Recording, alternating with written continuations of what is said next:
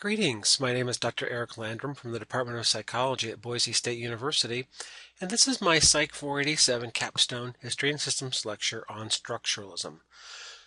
The system of structuralism follows shortly thereafter, or perhaps even overlapping, with Wundt and his founding of psychology, which we commonly acknowledge in 1879.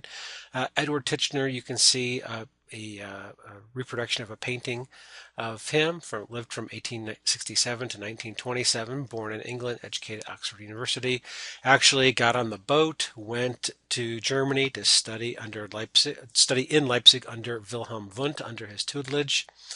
He comes back to the United States in 1892. He's hired at Cornell University. He is essentially the founder of that program there and is active for 35 years. He is also a mover and shaker regarding the professionalization within the discipline. 1904, you can see there on the screen, he founded the Society for Experimental Psychologists, which actually still exists in a modified form to this day. You'll see the zeitgeist of the time represented there in the rules and the description I have under the second bullet point for Edward Titchener. He wanted this no-holds-barred, smoke-filled room. People are interrupting one another. They're not being, they're not using those, Victorian manners of that moment in time. And so, unfortunately, a side effect of that was that they prohibited women from becoming members into the Society for Experimental Psychology because, as you can see, women were considered too pure to smoke. Now, it's hard to know, quite honestly, without digging into this deeper, was that just an excuse to keep women out, or was that really a legitimate, at least from their perspective, a legitimate reason? But in any case, it's those types of barriers which really harmed the participation in the formation of psychology and the integration of men and women into the psychological sciences for quite some time. And so just a little historical footnote there about that. So for Titchener, he was a structuralist. He's the founder of structuralism. And to be honest with you, to kind of cut to the chase and preview, this notion of structuralism really kind of dies with Titchener. Even to this day, we can still think about there are behaviorists still around. There are people who are Gestalt psychologists still around. But there really aren't any structuralists. This one pretty much has died out. There's not even, old throwback folks who would say, yes, I'm a structuralist in the Titchenerian tradition. So just a little bit about the system of structuralism. You can see the mind is the sum total of mental processes occurring during the lifetime. Then Titchener had for conscious experience the mental processes occurring at any one particular moment. And so what you're thinking about now is your conscious experience. Your history of thought, so to speak, would be what we would call someone's mind. I think one of the things that Titchener kind of drew a line in the sand, if you will, is that he clearly defined what psychology or what structuralists would not study, which is really kind of an interesting approach. We usually think about, what something is as opposed to what something isn't.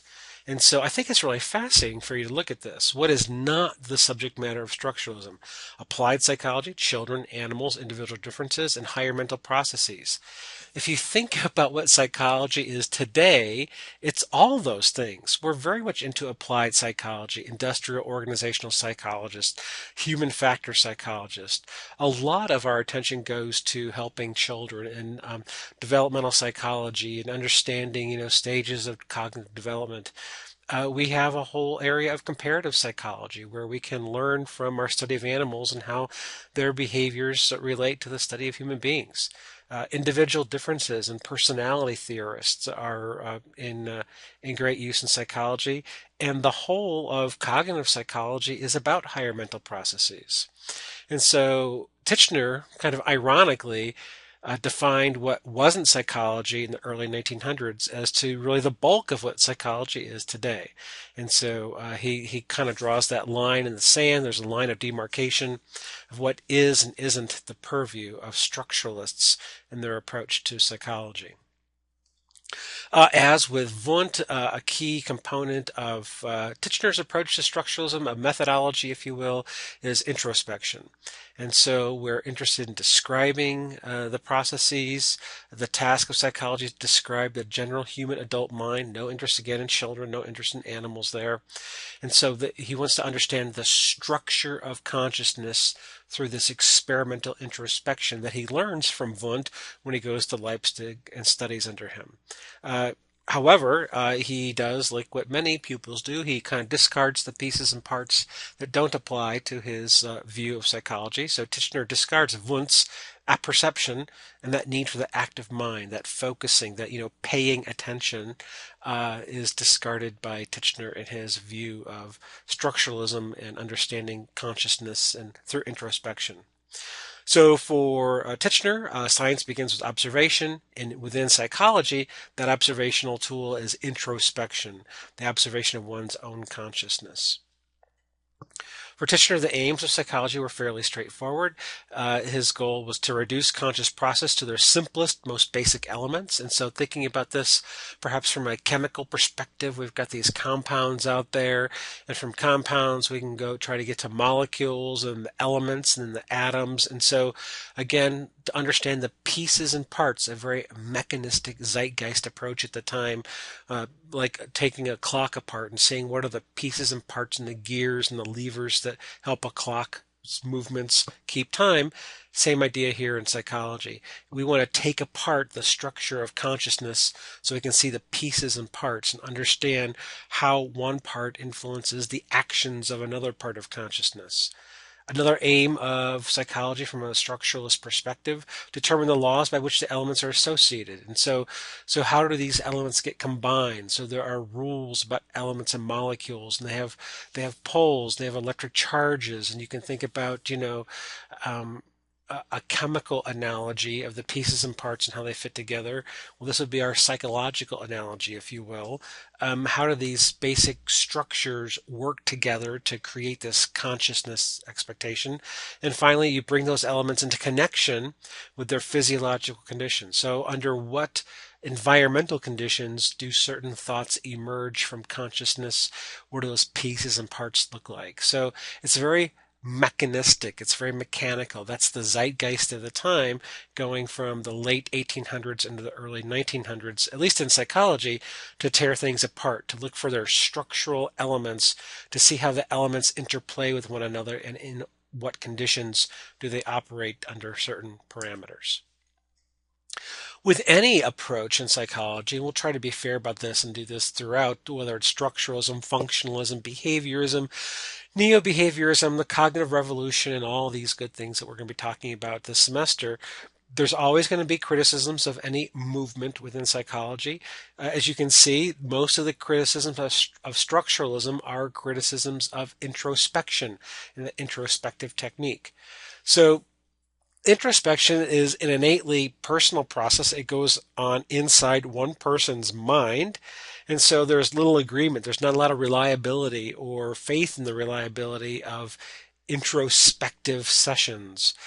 Even when introspectors were giving intensive training and, to reach those immediate experiences rather than the immediate experiences, there's just not a lot of agreement. I mean, two people could introspect about the same topic and come up with different results and conclusions, which then meant that introspection lacked generality.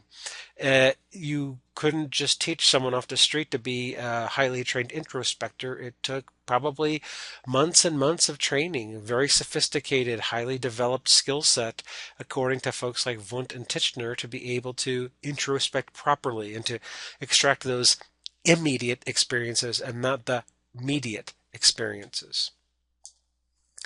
Other criticisms of structuralism really, again, are criticisms of the introspective method, remembering the contents of introspective sessions. And so if you're deep in this thought and you're trying to get at those immediate experiences, and you're doing this for 20, 25, 30 minutes, and then you come out of this little introspective episode, what do you write down?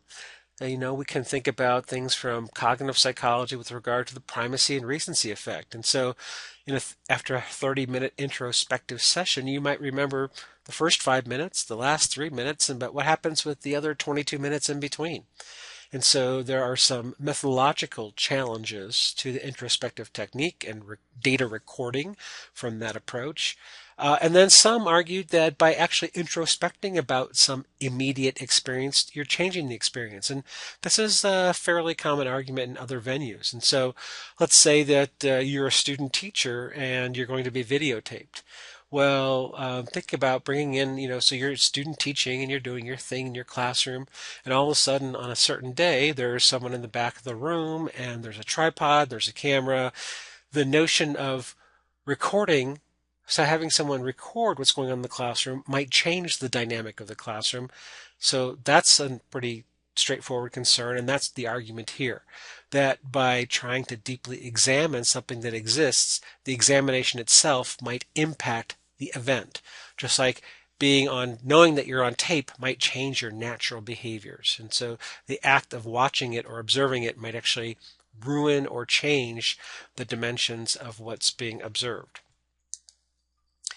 So the contributions, to sum up, after a 35-year career, which is pretty remarkable, especially in one single department anywhere, the contributions of Titchener and structuralism, probably like so many mentors of the day, his greatest contributions were probably his students.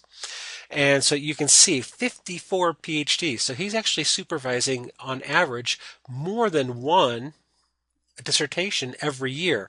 And by the way, I'll just tell you, that's a lot. To supervise a dissertation is an arduous process. And so to have 54 PhDs come out of a 35-year career is actually pretty remarkable.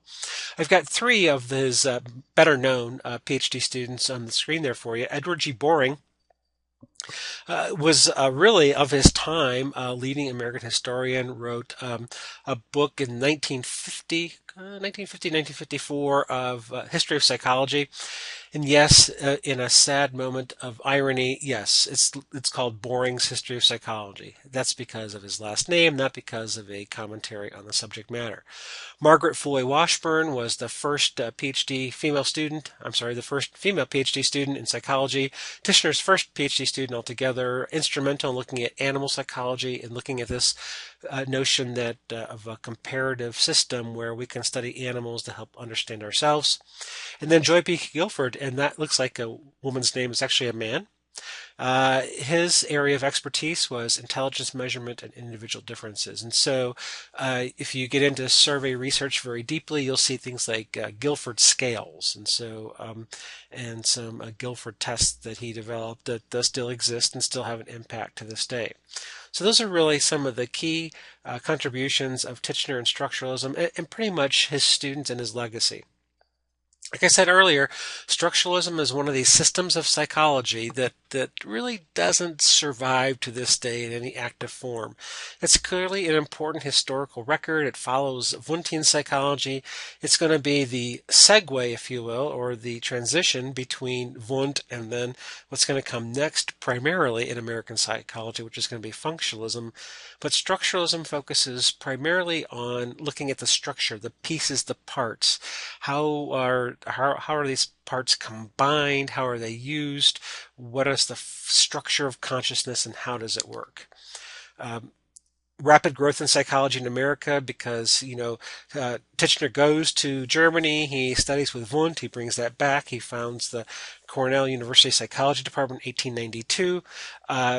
Again, to kind of give you the magnitude of this, even though there are people who are saying they are psychologists in the 1870s, even though there are writings and journals and books coming out with the word psychology in them, very much psychology is born by members of departments of philosophy. And so to extract yourself from a department and form a brand new department in a university is an amazing gesture. It's an amazing accomplishment. Think about if a subset of any department on our campus wanted to separate and found its own department. That would be, I'm not going to say impossible, but just about impossible as a brand new discipline. And so this is a huge contribution that Titchener brings not only to psychology but to Cornell University when he actually extracts the psychologists out of the philosophy department and is successful in forming a brand new department of psychology at Cornell University.